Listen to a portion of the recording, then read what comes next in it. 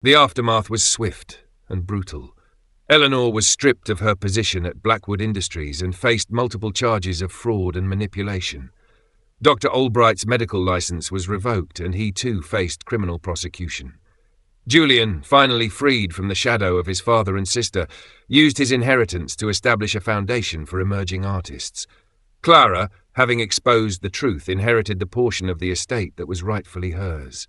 But more importantly, she had reclaimed her dignity and her sense of justice. The Blackwood family was irrevocably changed, the bonds of trust shattered beyond repair. But Clara found a measure of peace in knowing that she had fought for what was right, exposing the darkness that had festered within her family for so long. As for Eleanor, stripped of her power and facing the consequences of her actions, she was left to grapple with the ruins of her ambition.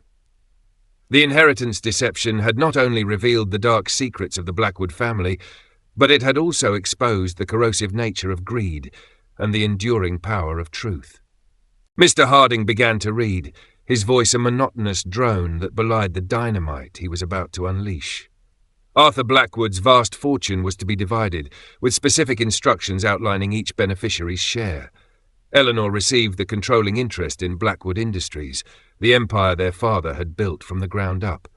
A predictable outcome, reflecting her years of tireless dedication and ruthless ambition. Julian, much to Eleanor's thinly veiled displeasure, was bequeathed the family's extensive art collection, a treasure trove worth millions, and a testament to their father's appreciation for Julian's artistic talent, a talent he had often dismissed in life. But then came the clause, the serpent coiled within the seemingly straightforward document. To Clara, the youngest, the one often overlooked, the one who had always yearned for her father's approval, went only a pittance, a sum barely enough to maintain her modest life. A trust fund, carefully managed, with disbursements restricted to living expenses and educational pursuits. A clear indication that, in Arthur Blackwood's eyes, she was deemed incapable of managing her own affairs. A collective gasp filled the room. Eleanor's triumphant smirk faltered. Julian's practiced indifference cracked, revealing a flicker of surprise. But it was Clara who remained frozen, her face a mask of stunned disbelief, followed by a wave of crushing despair. The will was not just a distribution of wealth, it was a final, devastating judgment. Clara, driven by a burning desire to uncover the truth, began her own investigation.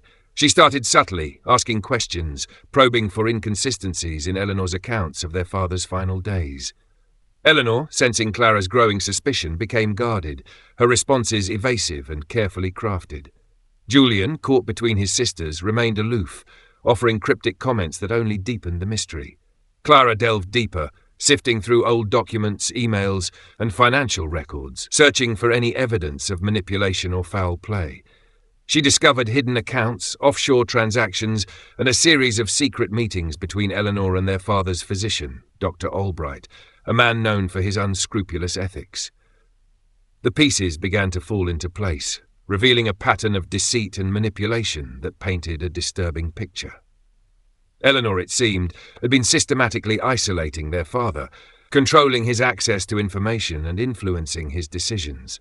Dr. Albright, motivated by greed, had allegedly been complicit, subtly altering their father's medication, clouding his judgment and making him more susceptible to Eleanor's influence. The realization hit Clara like a physical blow. Her own sister, driven by insatiable ambition, had betrayed their father, manipulating him for her own gain, and in doing so had robbed Clara of her rightful inheritance and her father's true affection. The annual Blackwood Industries Gala, a lavish affair attended by the city's elite, was the perfect stage for Clara's carefully orchestrated reveal. Eleanor, radiant in a designer gown, surveyed the room with an air of triumphant satisfaction. She was at the pinnacle of her power, the undisputed queen of the Blackwood Empire. Unbeknownst to her, her reign was about to come to an abrupt end. As Eleanor took to the stage to deliver a speech, Clara made her move. The lights dimmed, and a video began to play on the large screen behind Eleanor. It was a compilation of evidence, painstakingly gathered and meticulously edited, exposing Eleanor's fraudulent activities, her manipulation of their father, and Dr. Albright's complicity. The room fell silent as the truth unfolded, each revelation more damning than the last. Gasps of shock and disbelief rippled through the crowd. Eleanor's face drained of colour as she watched her world crumble around her. The video concluded with a recording of Dr. Albright confessing to his role in manipulating Arthur Blackwood's medication, a confession secured by the private investigator. The lights came back on, revealing Eleanor standing frozen on the stage, her carefully constructed facade shattered, her reputation in tatters. All eyes were on her, a collective judgment hanging in the air. Days turned into weeks, the initial shock giving way to a gnawing sense of injustice. Clara, haunted by her father's perceived lack of faith, retreated into herself. The whispers began, insidious doubts planted by well-meaning friends and family, questioning the fairness of the will, suggesting hidden motives. Was this truly her father's final wish, or had someone manipulated him? Eleanor, with her relentless ambition and ruthless pragmatism, seemed the most obvious suspect. Had she somehow influenced their father, exploiting his vulnerabilities in his final days to secure her own position and diminish Clara's inheritance?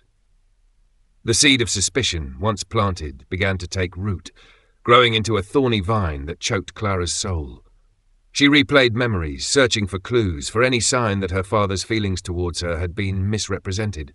A conversation overheard, a fleeting glance, a subtle shift in tone. Each memory dissected and analysed, fueling her growing conviction that something was terribly wrong. She felt a profound sense of betrayal, not just by her father, but potentially by her own sister, the one person she had always trusted, the one who had always seemed to understand her. But doubt was a dangerous weapon, capable of destroying even the strongest bonds. The air in the opulent study hung thick with unspoken resentment. 3 figures sat rigidly, the polished mahogany table reflecting their strained faces. Eleanor, the eldest, a woman hardened by years of corporate battles, tapped her manicured nails impatiently. Julian, the artist, slouched with an air of practiced indifference, his eyes betraying a flicker of anxiety. And then there was Clara, the youngest, her youthful features etched with a sadness that belied her age. Their father, Arthur Blackwood, a titan of industry, was gone. And now, his will, a document that held the power to shatter the fragile peace of their fractured family, was about to be read. Mr. Harding, the family lawyer, a man whose face seemed permanently etched with professional solemnity, cleared his throat. The silence stretched, punctuated only by the rhythmic ticking of a grandfather clock, each tick a countdown to the inevitable explosion.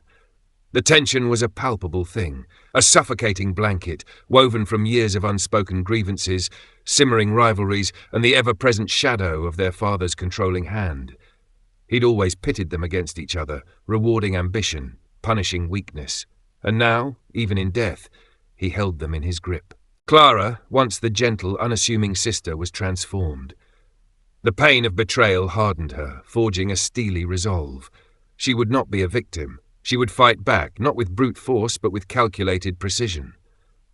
She spent weeks meticulously planning her revenge, studying Eleanor's weaknesses, analysing her vulnerabilities. She knew that confronting Eleanor directly would be futile. Eleanor was a master manipulator, adept at twisting the truth and turning situations to her advantage.